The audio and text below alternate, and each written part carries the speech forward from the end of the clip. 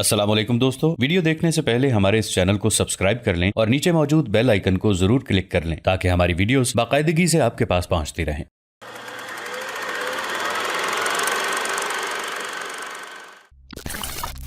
منگولوں نے اولون کی سرکردگی میں اپنی طرف سے پوری کوشش کی، بے حد جدوجہد کی کہ کسی نہ کسی طرح مسلمانوں کے اس لشکر کو زیر کر لیں۔ انہیں یقین تھا کہ جو لشکر ان کے سامنے آیا ہے اس لشکر کی کمانداری یقیناً نظام الدین ہی کر رہا ہے، اس لیے کہ انہیں بتا دیا گیا تھا کہ نظام الدین لشکر کے ایک حصے کے ساتھ ادھر ادھر سرگرداں ہے۔ قراچہ اور اولون نے ہر حربہ آزمایا کہ نظام الدین کو کسی نہ کسی طرح چاروں طرف سے گھیر کر یا اپنے سامنے بے بس کر کے اس کے لشکر کا صفایا کر کے اسے گرفتار کیا جائے، لیکن ایسا ممکن نہیں تھا۔ نظام الدین اور عارض زوزنی موت کا کھیل کھیل رہے تھے اور جو منگول لشکری بھی ان کے سامنے آتا موت کا شکار ہو جاتا۔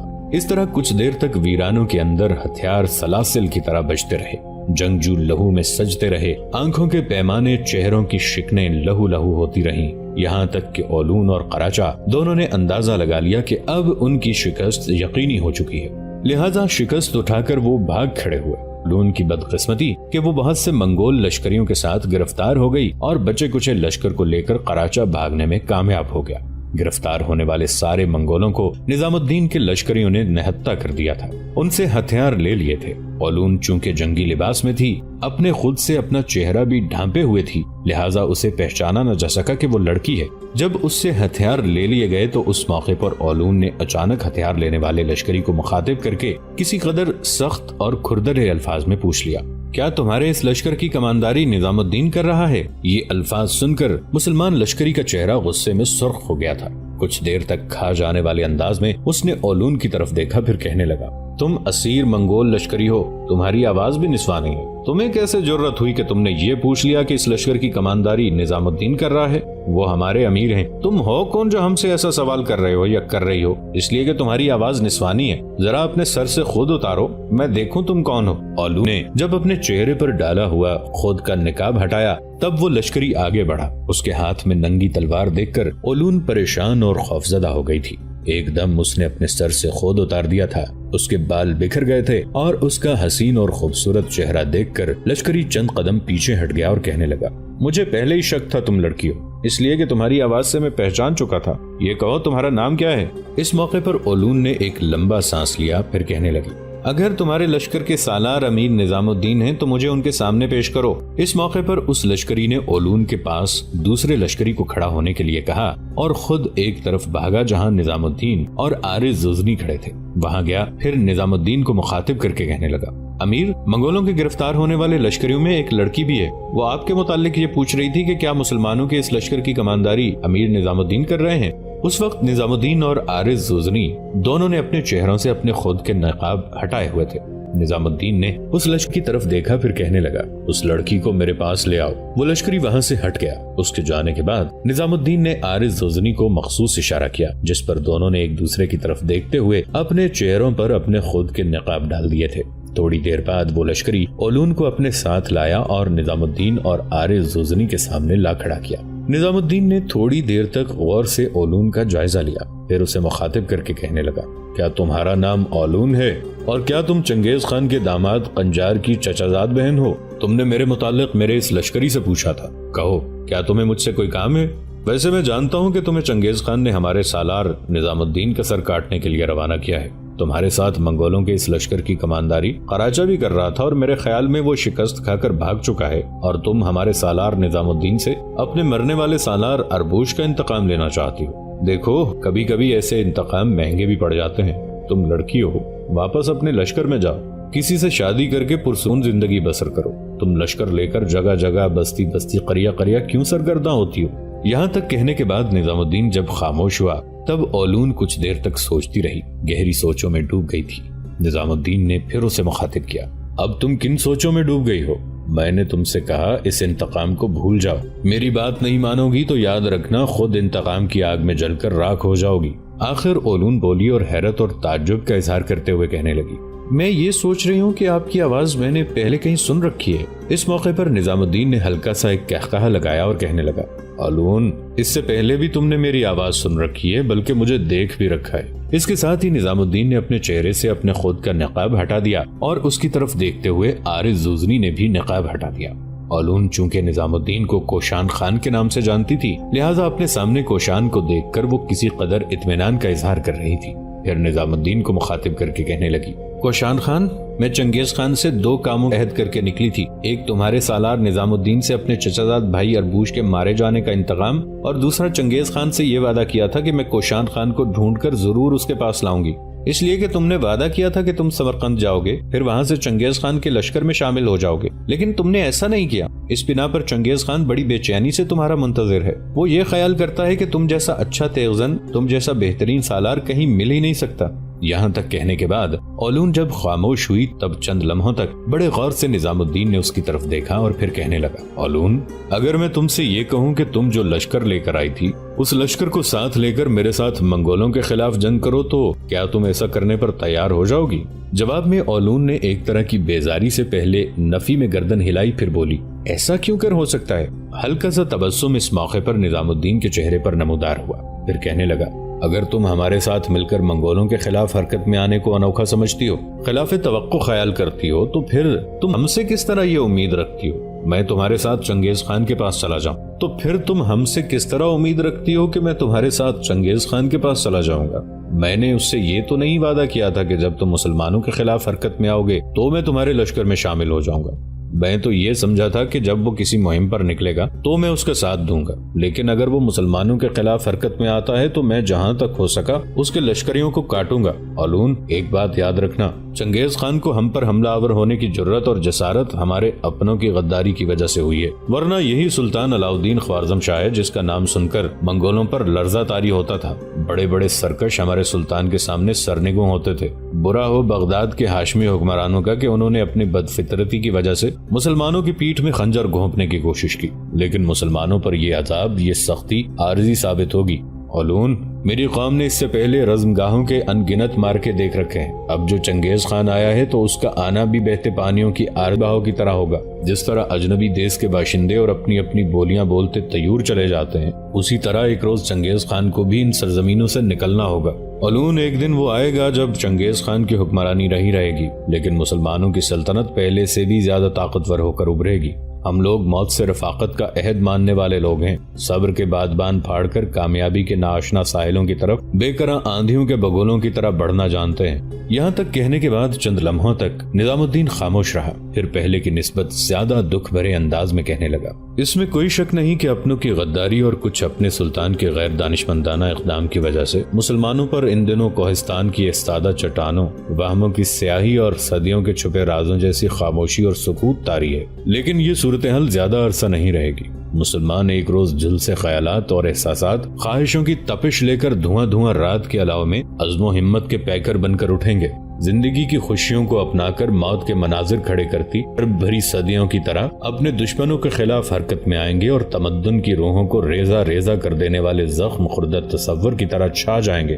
اولون، میں چاہتا تو جس طرح چنگیز خان نے مسلمانوں کا قتل عام کیا ہے اسی طرح میں تمہاری گردن کاٹ سکتا تھا، لیکن میں نے ایسا نہیں کیا۔ مسلمان عورت کی عزت اور اس کا احترام کرتے ہیں، اس کی آبرو، اس کی عزت، اس کے ناموس کو اپنی جان جیسا عزیز خیال کرتے ہیں۔ پھر ہاتھ کے اشارے سے نظام الدین نے ایک سالار کو بلایا اور اسے مخاطب کر کے کہنے لگا، اس لڑکی کو اپنے ساتھ لے جاؤ اور اسے کہیں بٹھا کر پانی پلاؤ، اور اگر یہ کھانے کے لیے کچھ مانگتی ہے تو اسے مہیا کرو۔ اس کے بعد نظام الدین نے اولون کی طرف دیکھا اور کہنے لگا، اولون، تم اس کے ساتھ جاؤ، میں ذرا تمہارے ساتھ گرفتار ہونے والے لشکریوں کا جائزہ لے لوں۔ اولون چپ چاپ وہاں سے ہٹ کر اس لشکری کے ساتھ ہو لی۔ اس کے جانے کے تھوڑی دیر بعد ایک چھوٹا سالار بھاگتا ہوا آیا اور بڑی رازداری سے نظام الدین کو مخاطب کر کے کہنے لگا، امیر، منگولوں کے لشکر میں ایک جنگجو ہے، اپنی جسمانی ساخت اور چہرے سے وہ کوئی عام سا لشکری نہیں لگتا، اپنا نام برغا خان بتاتا ہے اور آپ سے ملاقات کرنے کا خواہش مند ہے۔ برغا خان کا نام سنتے ہی نظام الدین چونکا تھا، اس لیے کہ یہ وہی برغا خان تھا جو تائچوت قبیلے کا سردار تھا اور جسے چنگیز خان نے گرفتار کر کے رکھا تھا، اور نظام الدین کے کہنے پر اسے اس وقت رہائی ملی تھی جب نظام الدین کوشان خان کے نام سے چنگیز خان کی سرزمینوں میں گیا تھا۔ اس چھوٹے سالار کو مخاطب کرتے ہوئے نظام الدین کہنے لگا، برغا خان نام کے جنگجو کو میرے پاس لے کر آؤ۔ اس پر وہ وہاں سے ہٹ گیا۔ تھوڑی دیر بعد وہ برغا خان کو لے کر آیا۔ برغا خان جب قریب آیا تب نظام الدین نے اپنے دونوں بازو پھیلا دیے۔ اس پر برغا خان بھاگا اور نظام الدین کے گلے لگ گیا۔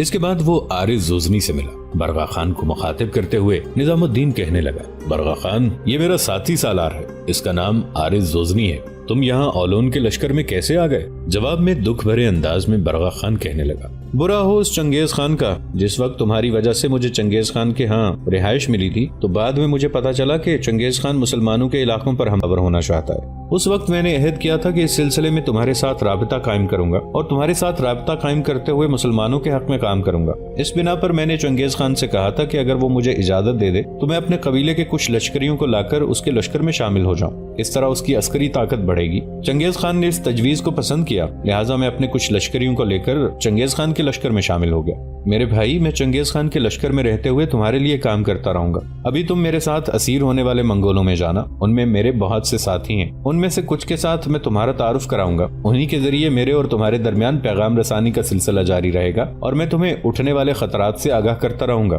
برغا خان کے ان الفاظ پر نظام الدین نے خوشی کا اظہار کیا، پھر عارض زوزنی کو کہنے لگا، عارض زوزنی، میرے بھائی، میرے ساتھ آؤ، برغا خان کے ساتھ چلتے ہیں۔ چنانچہ برغا خان ان دونوں کو اپنے ساتھ لے کر چلا۔ راستے میں برغا خان کو مخاطب کر کے نظام الدین کہنے لگا، برغا خان، اس سے پہلے میں اولون سے مل چکا ہوں، وہ لڑکی ہے، میں اسے کوئی نقصان نہیں پہنچاؤں گا، لیکن اس کے ساتھ جو منگول لشکری گرفتار ہوئے ہیں ان سب کو قتل کر دیا جائے گا۔ تم اپنے ساتھیوں کو ایک طرف کر لینا، منگولوں کو بائیں رکھنا اور ان کے دائیں طرف خود کھڑے رہنا اور اپنے دائیں طرف اپنے ساتھیوں کو رکھنا، اس طرح میں پہچان سکوں گا کہ میں نے کن کو چھوڑنا ہے اور کن کو قتل کرنا ہے۔ یہاں تک کہنے کے بعد نظام الدین جب خاموش ہوا تب غور سے نظام الدین کی طرف دیکھتے ہوئے برغا خان بولا، نظام الدین، میں گزشتہ چند ہفتوں سے اولون کے ساتھ سرگردہ ہوں۔ اس کی اس جستجو کے دوران میں نے اندازہ لگایا ہے کہ یہ نظام الدین کی تلاش میں نکلی ہے، اس لیے کہ نظام الدین کے ہاتھوں اس کا چچا زاد بھائی اربوش مارا گیا تھا۔ وہ اس کا انتقام لینا چاہتی ہے، لیکن اس نے چنگیز خان سے یہ بھی وعدہ کیا تھا کہ وہ کوشان خان کو اپنے ساتھ لے کر آئے گی،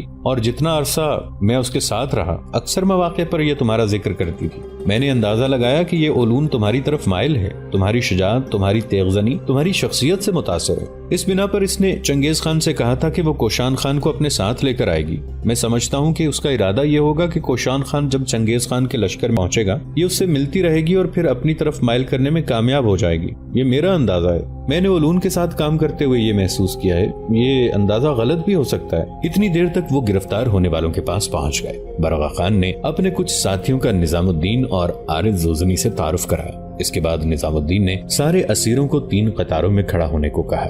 جب سب 3 قطاروں میں کھڑے ہو گئے تب برغا خان اپنے ساتھیوں کو لے کر دائیں جانب کھڑا ہوا۔ اپنے ساتھیوں کو اس نے اپنے دائیں جانب رکھا۔ اس موقع پر نظام الدین نے عارض زوزنی کی طرف دیکھا، پھر کہنے لگا، عارض زوزنی، میرے بھائی، اپنے چھوٹے سالاروں سے کہو کہ لشکر کا ایک حصہ لے کر آئیں اور برغا خان کے بائیں جانب جتنے منگول ہیں ان کا خاتمہ کر دیں، اس لیے کہ چنگیز خان اگر ہم پر حملہ آور ہو کر ہمارے مسلمان بھائیوں کو قتل کر رہا ہے تو ہم ان منگولوں کو کیوں زندہ چھوڑیں۔ عارض زوزنی حرکت میں آیا۔ کچھ سالاروں کے ساتھ اس نے لشکر کا ایک حصہ مختص کیا اور ایسا حرکت میں آیا کہ سارے منگولوں کو موت کے گھاٹ اتار دیا گیا۔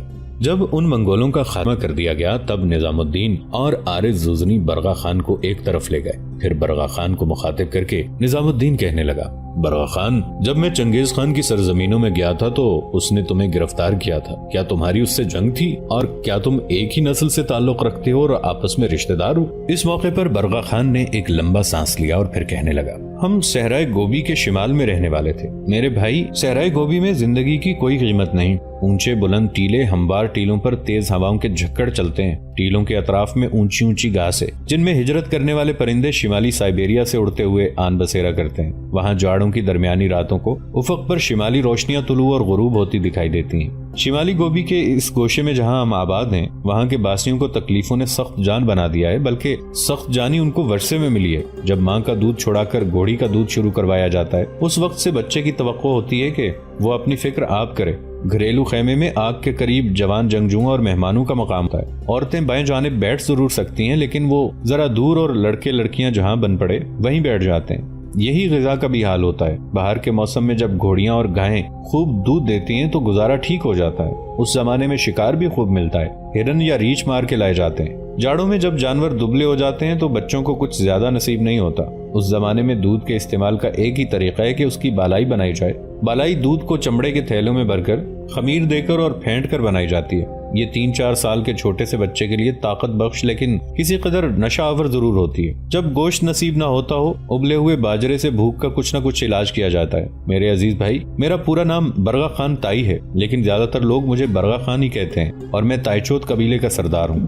لوگ ہمیں بھوری آنکھوں والی نسل کہہ کر پکارتے ہیں، اور میں یہ بھی بتاتا جاؤں کہ منگول اور ہم ایک ہی نسل سے تعلق رکھنے والے ہیں، اور ہمارے درمیان پرانی دشمنی چلی آتی ہے۔ کبھی میں ان کے سارے علاقوں کا سردار ہوا کرتا تھا، اور میں یہ بھی بتاؤں کہ میں نے کئی مواقع پر چنگیز خان کو شکست سے دوچار کیا، اور اس کے قبیلے کے بہت سے لوگ اسے چھوڑ کر میرے ہاں آ کر پناہ لیتے رہے اور میرے لشکر میں شامل ہوتے رہے۔ ہمارے ہاں زندگی کی یہی قیمت ہے کہ طاقتور کمزور کا پیچھا کرے اور اس کا خاتمہ کر دے۔ جیسے بڑا بھیڑیے کے ایسے کمسن بچے کو مار دیتا ہے جس سے وہ خوفزدہ ہو کہ یہ ایک دن بھیڑیوں کے گروہ کا سردار بننے کی کوشش کرے گا۔ میں یہ بھی بتاؤں کہ کئی مواقع پر یہی چنگیز خان مجھ سے شکست اٹھا کر بھاگا۔ ایک موقع پر وہ اپنے بھائی کے ساتھ مجھ سے ٹکرایا۔ اس کے بھائی اور چنگیز خان دونوں کو میں نے شکست دی، اور دونوں میدان جنگ سے ایسے بھاگے جیسے بھیڑیے کے سامنے سے لومڑیاں بھاگتی ہیں۔ اس موقع پر میں چاہتا تو اسے گرفتار کر کے موت کے گھاٹ اتار سکتا تھا۔ مجھ سے کئی بار شکست کھانے کے بعد یہ چنگیز خان آخر قومی کرائیت کے سردار تغرل کے پاس گیا اور اس سے ہمارے خلاف مدد مانگی۔ چنانچہ کرائیت قوم کا سردار تغرل اپنے لشکر لے کر نکلا۔ چنگیز خان اور وہ دونوں یکجا ہو گئے اور ہم دونوں سے ٹکرائے۔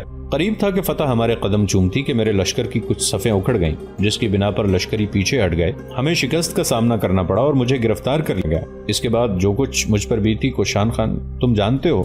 میرے بھائی، میں جانتا ہوں کہ میرے بعد میرے قبیلے والے بڑی دشواری میں ہوں گے، لیکن میں مجبور ہوں، اس لیے کہ چنگیز خان اب بہت زیادہ طاقت پکڑ چکا ہے۔ اس کے لشکر کی تعداد لاکھوں تک پہنچ چکی ہے۔ چونکہ میں اپنے قبیلے سے دور ہوں، لہٰذا میرا قبیلہ لڑ جھگڑ کر چنگیز خان سے مجھے رہا نہیں کرا سکتا۔ میں پہلے اپنے جنگجوؤں کے ساتھ مل کر اپنے قبیلے کے لیے خوراک مہیا کر لیا کرتا تھا۔ اب میرے قبیلے کی حالت بری ہوگی۔ اکثر اوقات مجھے اپنے قبیلے والے یاد آتے ہیں، اس لیے کہ ہماری سرزمینوں میں بچوں کے لیے آخری جاڑوں کا زمانہ بڑا بدترین ہوتا ہے۔ مویشی اس لیے زیادہ کاٹے نہیں جاتے کہ گلوں کی تعداد بہت کم نہ رہ جائے۔ ایسے زمانے میں قبیلے کے جنگجو دوسرے قبیلوں سے غذا کا سامان لوٹتے، گھوڑے اور مویشی ہنکا کر لے جاتے ہیں، لیکن میری قبیلے سے غیر حاضری سے قبیلے والے یقیناً ایسا نہیں کرتے ہوں گے۔ میرے بھائی، ہمارے ہاں گھر بھی چمڑے کا خیمہ ہوتا ہے، جس کا ڈھانچہ بانسوں کا بنا ہوتا ہے اور جس میں اوپر دھواں نکلنے کے لیے ایک ذرا سا حصہ کھلا رکھا جاتا ہے۔ اس پر چونے کی سفیدی پھیری جاتی ہے اور زیبائش کے لیے تصویریں بنائی جاتی ہیں۔ یہ عجیب طرح کا خیمہ ہوتا ہے جسے یورت کہا جاتا ہے۔ اسے ایک گاڑی پر کھڑا کر دیا جاتا ہے جسے درجن بھر یا زیادہ بیل کھینچتے ہیں اور چراگاہوں اور میدانوں میں ایک جگہ سے دوسری جگہ لیے پھرتے ہیں۔ یہ بڑے کام کا خیمہ ہوتا ہے کیونکہ اس کی گنبد نما چھت ہوا کے جھکڑوں کی روک تھام کرتی ہے اور ضرورت پڑے تو اسے چھکڑے سے اتارا بھی جا سکتا ہے۔ اپنا قبیلہ اپنا ہی ہوتا ہے۔ میرے قبیلے میں راتوں کو گوبر کی جلتی ہوئی آگ کے پاس لوگ گویوں کے گیت سنتے ہیں۔ یہ بوڑھے گویے ایک تارا لیے ہوئے ایک خیمے سے دوسرے خیمے تک سواری کرتے اور اپنی خوشنما آوازوں میں قبیلے کے بزرگوں اور بہادروں کی شجاعت کے گیت گاتے پھرتے ہیں۔ یہ گویے زیادہ تر اپنے جد امجد بھوری آنکھوں والے قبل خان کے قصے گاتے ہیں، جس نے خطا کے شہنشاہ کی داڑھی نوچی تھی۔ یہ قبل خان چنگیز خان ہی نہیں، ہمارے قبیلے کا بھی جد امجد تھا۔ یہاں تک کہنے کے بعد برغا خان رکا، پھر بڑی رازداری میں نظام الدین کو مخاطب کرتے ہوئے وہ کہہ رہا تھا، قسم نیلے جاویدانی آسمان کی، مسلمانوں کی بڑی بدقسمتی ہے کہ چنگیز خان ان پر چڑھ دوڑا ہے، ورنہ یہی چنگیز خان اس سے پہلے مسلمانوں سے خوفزدہ رہتا تھا۔ جس وقت اس چنگیز خان کی سلطنت سے علاؤدین خوارزم شاہ کی سلطنت کی سرحدیں ملتی تھیں، چنگیز خان کی راتوں کی نیند حرام ہو گئی تھی۔ وہ خوفزدہ تھا کہ مسلمانوں کا سلطان کہیں صحرائے گوبی کو پار کر کے اس کے علاقوں کو پامال کر کے نہ رکھتے۔ یہ تمہارے کچھ مخالفوں کی غداری کا باعث بھی ہے کہ چنگیز خان مسلمانوں پر حملہ آور ہوا ہے۔ یہ بات نہیں کہ اسے ان سرزمینوں کی شادابی اور زرخیزی پسند آئی اور ان پر چڑھ دوڑا ہے، بلکہ اس سے بہت پہلے چنگیز خان اور ہمیں معلوم تھا کہ مغربی سرحد کے سلسلہ کوہ کے اس پار ایسی شاداب وادیاں ہیں جہاں کبھی برف نہیں پڑتی، وہاں ایسے دریا بہتے ہیں جو کبھی منجمد نہیں ہوتے، وہاں لاکھوں لوگ ایسے شہروں میں رہتے ہیں جو قراقرم اور چین کے شہر ینگنگ سے بھی زیادہ پرانے ہیں، اور وہاں مغرب کی آبادیوں سے وہ قافلے آتے ہیں جو اپنے ساتھ منگولوں کی سرزمین میں آبدار تلواریں، بہترین زنجیردار زرہیں، سفید کپڑے، سرخ چمڑے، ہاتھی دانت، فیروزے اور لال لاتے ہیں۔ لیکن چنگیز خان کو کبھی بھی ان علاقوں کی طرف میلی آنکھ اٹھا کر دیکھنے کی جرت اور جسارت نہ ہو، اس لیے کہ علاؤدین خوارزم شاہ کا نام ہی چنگیز خان کے لیے خوف اور دہشت کا باعث تھا۔ تمہارے اپنوں نے اس کا خوف دور کیا، اسے انگیخت کیا کہ وہ مسلمانوں پر حملہ آور ہو، اس لیے کہ مسلمانوں میں اتفاق اور تعاون نہیں ہے۔ جب وہ حملہ آور ہوگا تو مسلمان اس کے سامنے خس و خاشاک کی طرح بکھر جائیں گے۔ یہاں تک کہنے کے بعد برغا خان رکا، پھر دوبارہ بڑی رازداری میں نظام الدین کو مخاطب کر کے کہنے لگا، بہرحال میری ساری گفتگو کا لب لباب یہ ہے میرے عزیز بھائیوں کہ میں چنگیز خان کے لشکر میں رہتے ہوئے تمہارے لیے کام کرتا رہوں گا۔ دوستو آج کے لیے اتنا ہی۔ اسی کہانی کی اگلی قسط کے ساتھ بہت جلد حاضر ہوں گے۔ نیچے کامنٹ سیکشن میں اپنی رائے کا اظہار ضرور کیجیے گا۔ ہمارے اس چینل کو سبسکرائب کر کے نیچے موجود بیل آئیکن کو بھی ضرور کلک کیجیے گا۔ اگلی ملاقات تک کے لیے ہمارا اور آپ کا اللہ نگہبان۔